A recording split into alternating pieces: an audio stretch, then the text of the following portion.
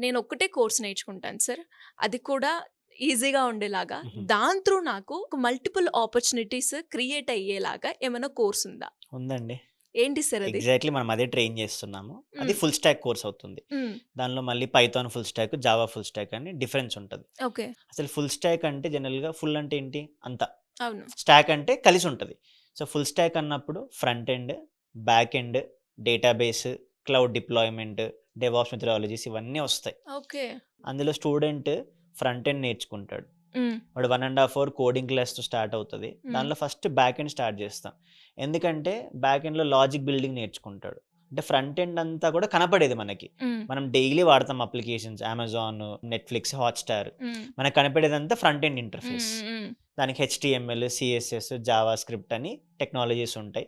అవి నేర్చుకుంటాడు. Back end వచ్చేసి పైథాన్ గాని, జావా గాని.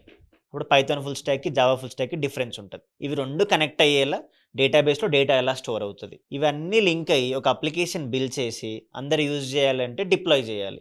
సో, అందుకే మనం front end, back end, database, deployment. అప్పుడేమవుతుందంటే వాడికి 7 జాబ్ రోల్స్‌కి ఎలిజిబిలిటీ అవుతది. ఇందాక మీరు అడిగారు గదా! హ్మ్. హ్మ్. ఒక్కటి నేర్చుకుంటే మల్టిపుల్ ఆపర్చునిటీస్ హ్మ్. అని. హ్మ్.